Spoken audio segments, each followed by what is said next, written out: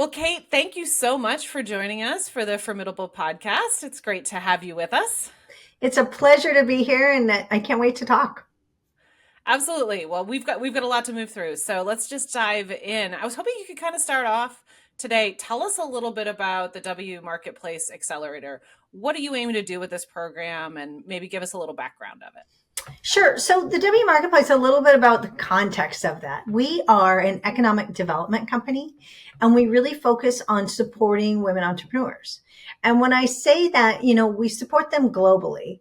And one of the biggest opportunities that women business owners have right now is to sell online and to get engaged in the digital economy.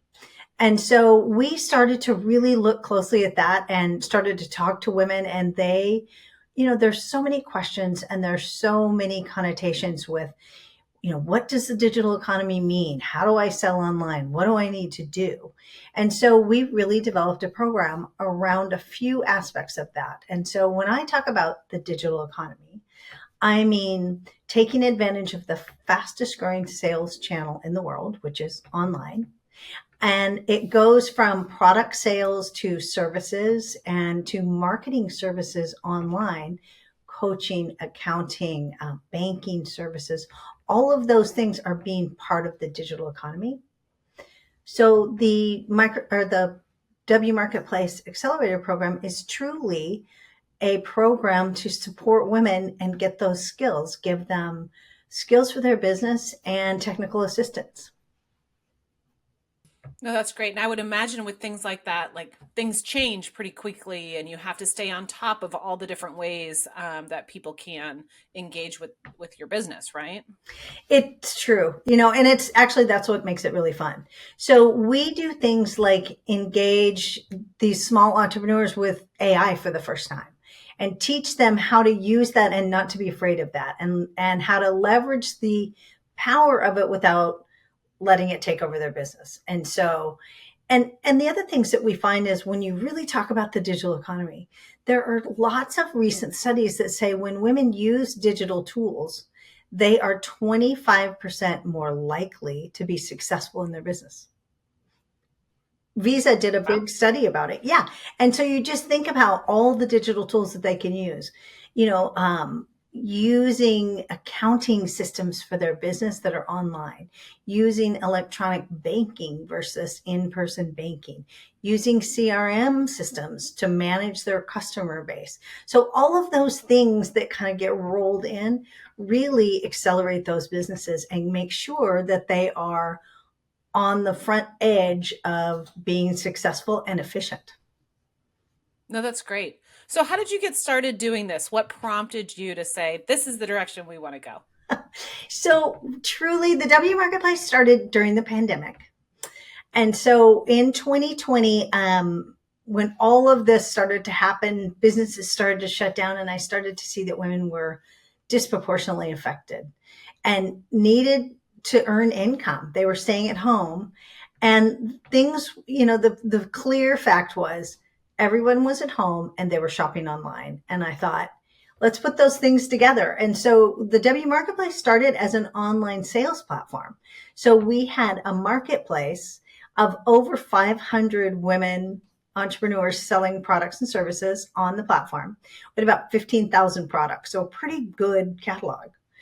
But along the way, right after we started, people started saying, well, here's what we don't know how to do and how do we take advantage? And we started spending a ton of time coaching and supporting. And then it grew into, well, how do we teach them the latest and what do we do? And then the Small Business Administration, the local offices there came to us here and in Southern California, oddly enough, and came and said, can you help our women get online and help build their skills? And so we have evolved over almost 5 years now into the accelerator program. The e-commerce is a piece of it. We do expert training for women-owned businesses as well. So we teach them how to take all those things globally. That's so great. And what an interesting evolution, too. And I have to say, my favorite piece of art in my house is a piece that I bought on the W Marketplace, that hangs in my living room very proudly. So I was a fan. I love that. And I think, the interesting thing about the marketplace is that it showcased amazing women entrepreneurs selling goods. But a small marketplace, it's very difficult to compete with Amazon. And that just comes down to economics, is that they couldn't compete. But what we learned is we learned so much about the ins and outs of e-commerce for a small business that is much more relevant to our audience and that can support women. So part of our accelerator, we do a very deep dive in how to choose a channel to sell on. And so we talk about Amazon and we talk about Etsy and we talk about having your own site. So there's a lot of complexity in there, and talk about really matching that with your business goals, because everybody's business goals are different. So I am not sad about the evolution. It was painful while it was happening, and now I'm fine about it. That sounds like you landed in such an amazing place. So, what kind of women are you working with? Is there sort of a target audience that you go after for this service, and maybe give us a sense of who's utilizing the business? Well, it's really a mixed bag. And so we do a lot of work in the US, and we do work with women entrepreneurs that are products, services, and believe it or not, things like restaurants. And so if you think about where people are buying, you're ordering food to be delivered. And the way you do that is look at their listings online. So, and you do that transaction online. And so, there's a little bit in it for every type of business. And so we work with those businesses, and we work globally. And so the most interesting thing that's happened with us is that we have expanded our, what used to be all virtual program, into in-person 2-day events globally. And so we get women together and we go through the curriculum. It's a little bit different. Some of the sales channels and things are different, and some of the privacy laws and VATs and taxes. And, there's a difference, but the target is still women, because what happens is women entrepreneurs have so much more in common than they have that's difference in their country. And this is really, our tagline is the economic engine for women, because I think that e-commerce and the digital economy is a leveler for women. They can have participation in an e-commerce or an electronic business somehow, no matter what your cultural constraint is, no matter what your family obligations, because you can do them any time of the day or night. And I just think that it's such an opportunity that I want to tell everyone about it. And so our target is, I would say, if we really get down to it, when we start to talk about applicants, it is women that have been in business for at least a year. Lots of them have been in business for a very long time, but are not taking full advantage of selling online. And so we have a huge group of those, or women who are starting businesses that just want to start selling online and they don't want a physical presence anywhere. But we do talk about wholesale and retail through our program. Interesting. Now, I understand at some point you got the opportunity to start working with women from Ukraine.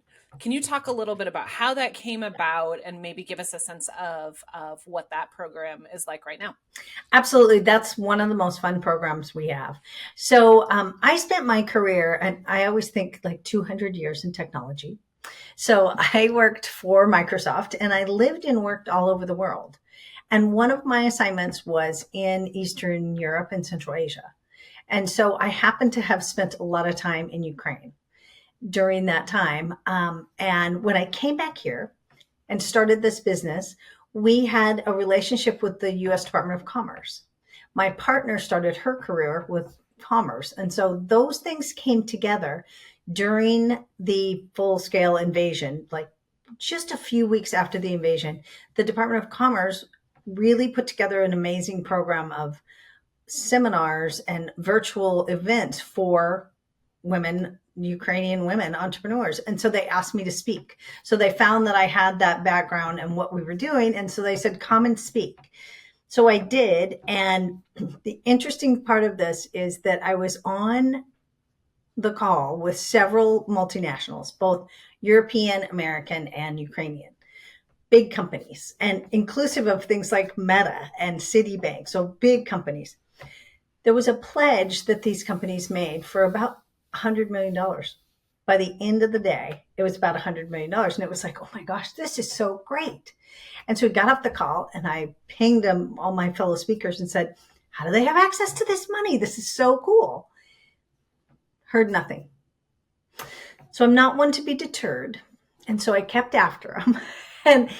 and to the program organizers in the Department of Commerce in DC. And so I said, okay, well, I'm going to put together a program and I think we ought to market to utilize some of these funds. And so we did a pilot program because we already had an accelerator. So I put together an offer that said, let's do a pilot with 10. And we ended up recruiting another multinational that has a lot of interest in Ukraine that was not on the call, that sponsored a pilot cohort. And it was so successful that they have continued to sponsor that. And then other groups within the US government and in the Department of Commerce have come and said, this is very tangible, very measurable, and we can see the results because it's electronic. You can see exactly how these women are working and what the sales increase is. And we had in our pilot cohort, which is the longest running, so just over a year, we had women increase their sales by 15% by utilizing the information we gave them across their channels. They were also able to hire additional people, that's the goal, right? Job creation and income creation. And so since then we have been in front of almost 600 Ukrainian women entrepreneurs. So it's been very cool. And some of them are displaced and some of them actually are still in Ukraine. Wow, what an experience. Yeah. So, in experiences like that, like part of your role is to teach them, but what are you learning from that experience and having those kinds of interactions with these women? Oh my gosh, the amount of resilience and drive that they have is unmatched. I am continually humbled by them. They are hungry to do a good job. They're hungry to earn a living, to contribute. Uh, we have found that the Ukrainian women, we've also done a big market analysis to really understand how our content was reaching Ukrainian entrepreneurs and was it what they needed. And so we ended up doing a big market analysis. And some of the things that we found is that they make up, women entrepreneurs in Ukraine make up 58% of the tax base. Wow, They have, that's incredible. it's incredible. And they have registered in the last 2 years about 58% of businesses as well. And, there's some reasoning behind that. Certainly the women are becoming empowered in doing that, but there's a necessity to it as men are fighting the war. So, it's cause and effect. But if you think about that, it doesn't matter why, it's the reality. And they're running these businesses and they need support. And so they're running businesses where they are selling throughout Europe. They're selling and exporting into the US.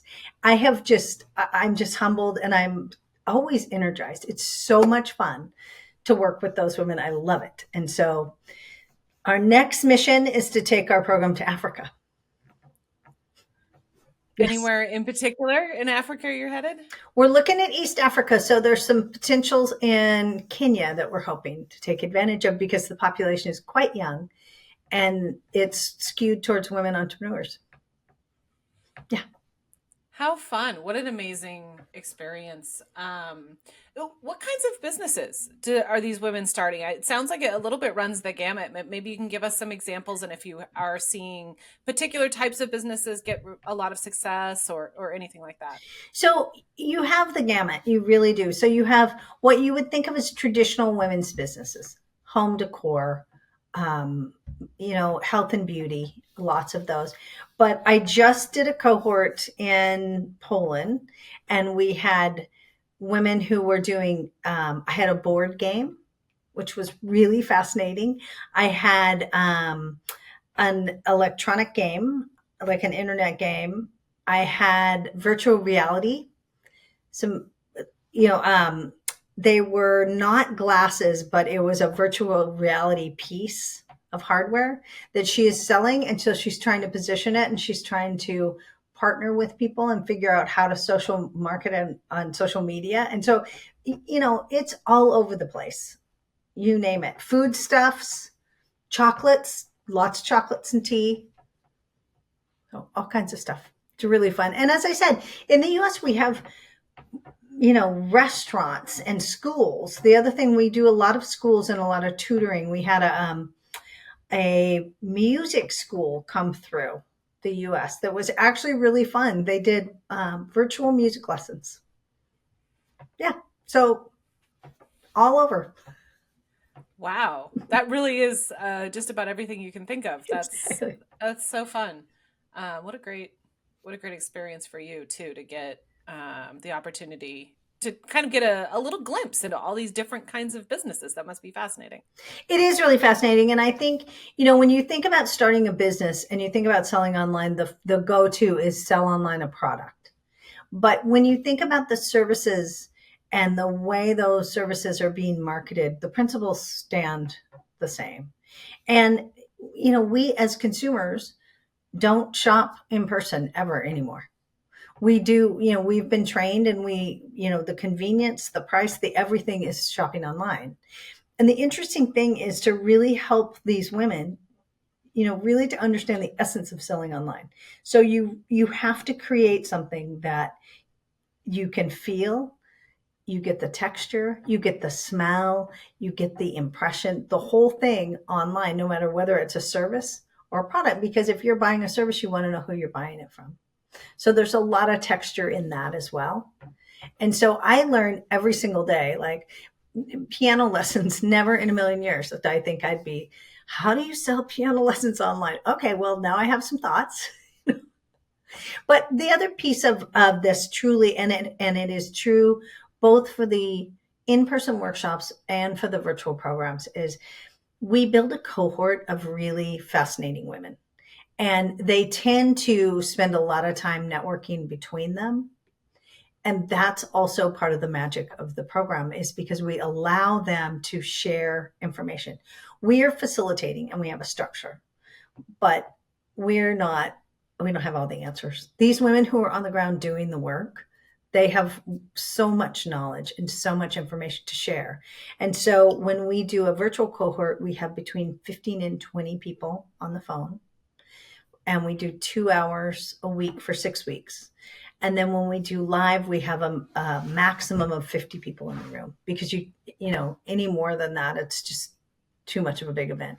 But what we find is, when we were in Poland, before lunch on the first day, there was a WhatsApp group.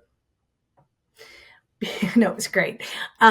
Before the last coffee break, we had partnerships happening, like 3 or 4. We had office space rented between women. They partnered up to rent space. It was just, it's magic.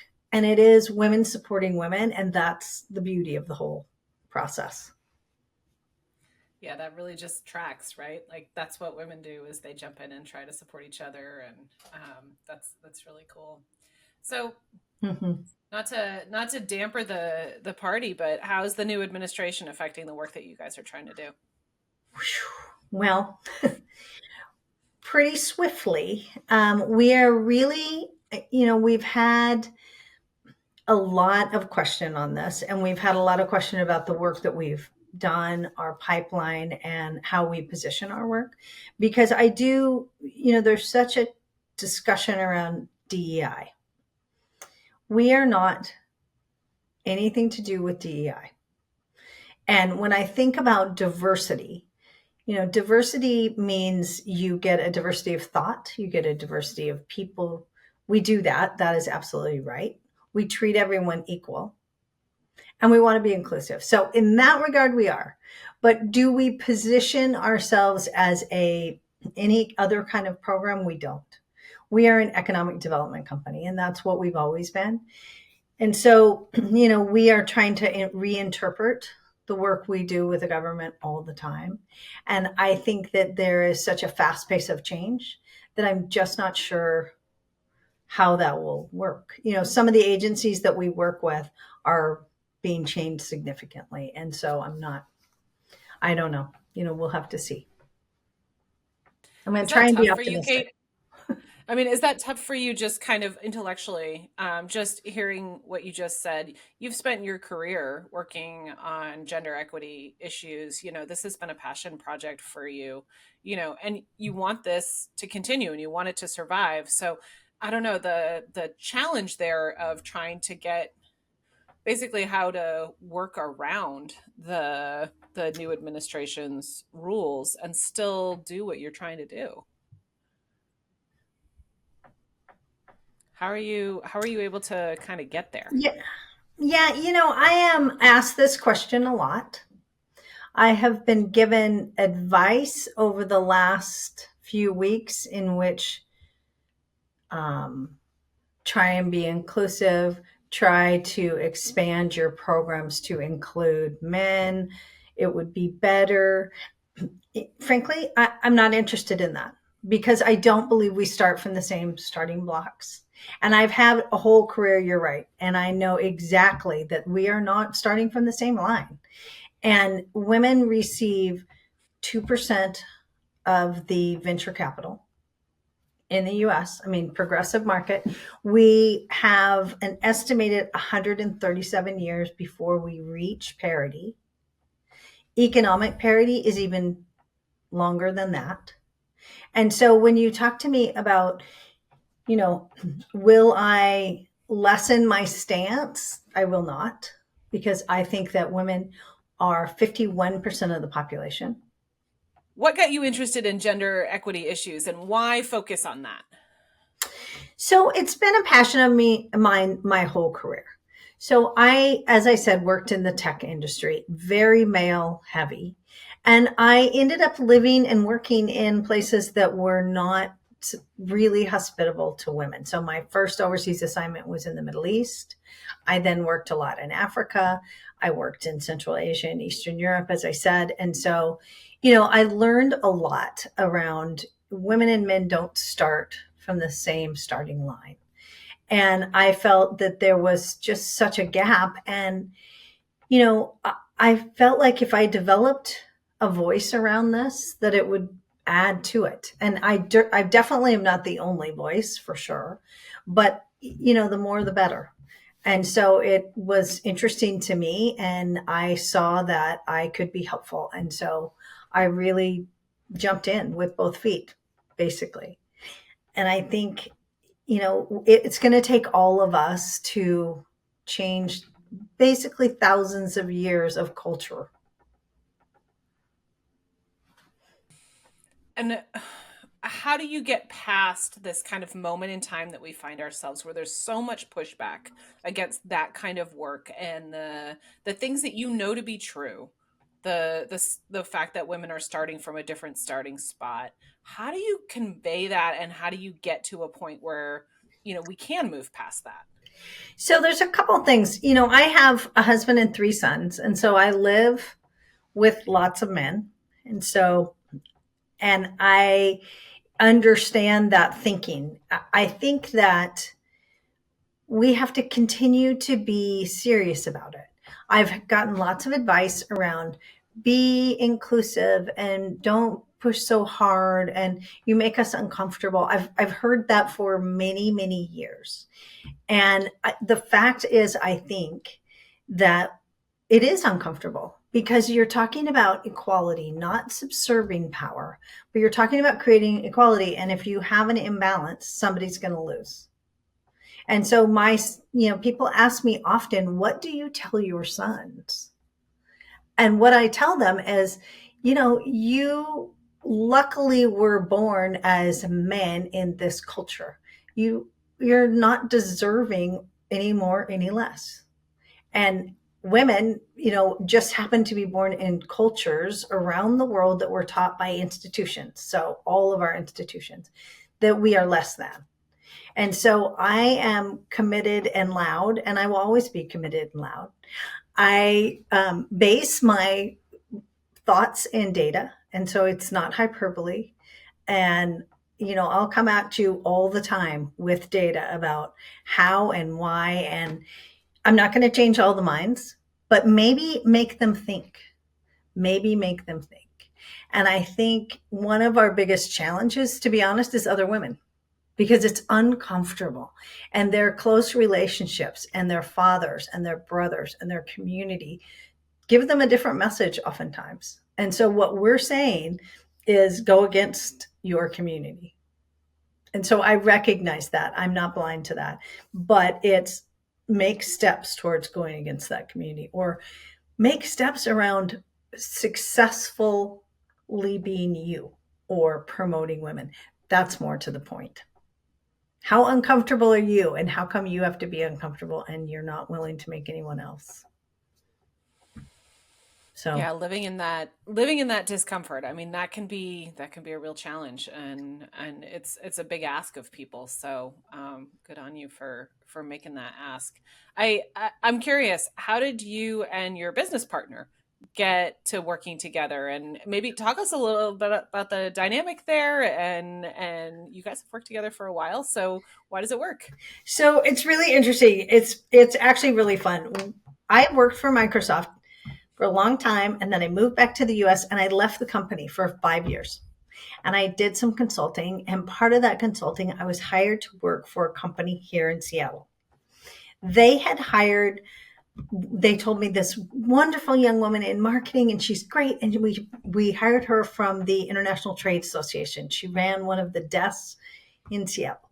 And so we worked together and the company was a little crazy. It was a startup and we thought, oh, what we've got is one another out of the deal. And so that was over 20 years ago. And we became friends. And the company, the company went away and we went our separate ways and we just kept being friends. And during the pandemic, I called her and said, okay, crazy idea. I'm not really good at games and puzzles and I'm tired of baking. And so here's my idea. And she said, I'm about to be laid off. So I'm one of those affected women. And so I think this is a great idea. And so she jumped in. And we are the exact opposite people. We are very compatible, but we have very different ways of working and relating to people. And it is absolutely a work marriage made in heaven. We complement each other very well and it works because we're not afraid to tell one another don't agree with any of that or you're making me crazy or I need help. Those are the big three things with partners and we do those things and we do them really effectively. And the other thing I would say that I think is really interesting, we're friends but we have separate lives. So we do not spend 100% of our time together.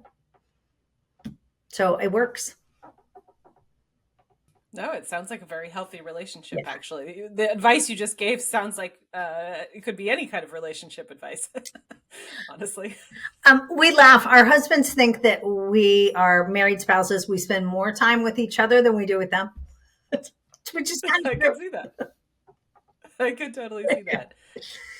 Well, Kate, you've never been shy about taking risks, and your other business, Be Bold for Women, I think is part of that, right?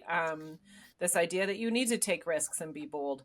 How do you calculate whether a risk is worth taking, and how do you think about risk taking?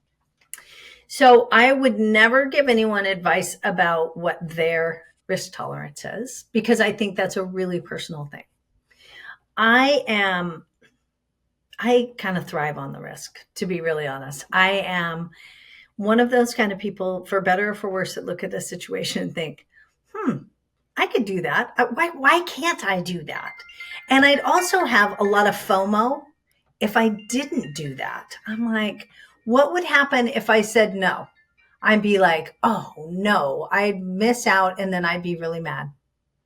And so I have always taken risks. I've taken risks that um, sometimes I wish I hadn't have taken. I've done some really outrageous things. I've taken 2 jobs in my life before I've really consulted with my husband. That both involved in international move. And And you're still I'm married. still married. Crazy, right? I know. And he says to me sometimes, "Oh, I just don't," and they're big. And that was big risks on two factors. One is the job, but certainly in a relationship. And so I would say I've made good choices and I've made bad choices. I've also been very fortunate that they have worked. But I also think that for me, as certainly as a woman, and I am the least likely woman that you would think. I talk about that in just a minute, but I think about what could be. And there is a lot to what could be. And how do I think I can make that happen? And that's part of that risk calculation for me is how do I think that I could make that happen versus I hear so many women and I talk to women who say, I could never do that because I don't have enough money. I don't have the right network. I don't have the right education and I have family responsibilities. I get all that. I have all that. However, what if you don't do that has always been stronger with me. And so I encourage women to not look at all the limitations, but think, what if it works out? What if it all worked out? What would your life be? My life is completely different than I had ever guessed it would be. I am a 2018 college graduate. So after my career at Microsoft, I went back to college. I grew up in very different circumstances in the South. I am a first generation to go to college. No network, no family, anything. I had a will, and a vision. And who in the world thought that my family or my life would turn out like it is? But what if it all works out is sort of how I've jumped off the cliff every time. Like, okay, this would be great fun. Let's try it. So you're bold and an eternal optimist. I like it. I am. I really am because I think, we can spin on all the terrible things because I think that it is so easy to do it, and certainly in our society these days, you get bad news and you hear terrible tragedies happening around the world.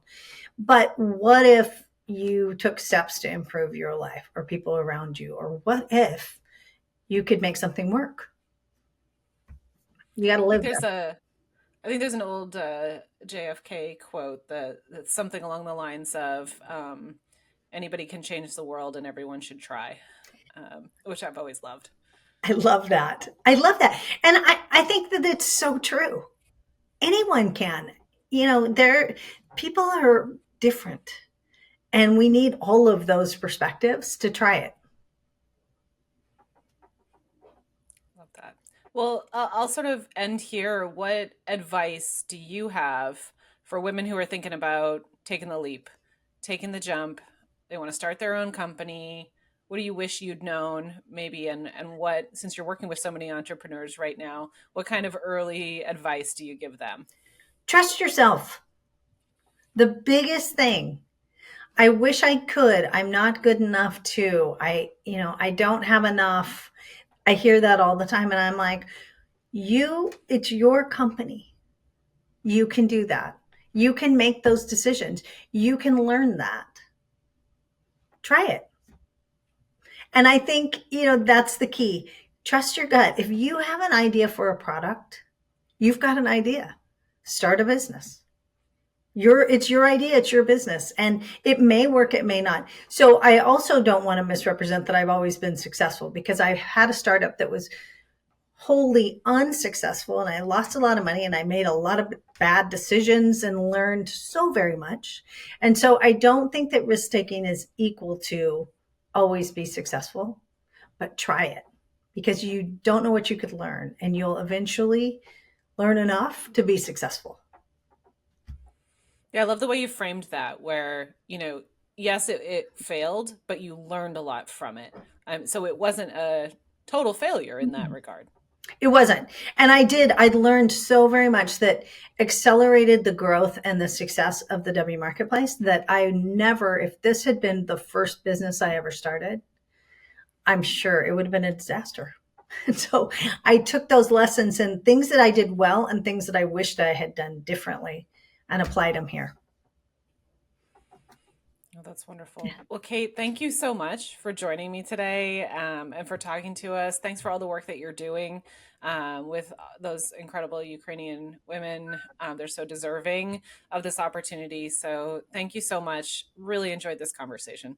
Thank you so much. I really appreciate the time.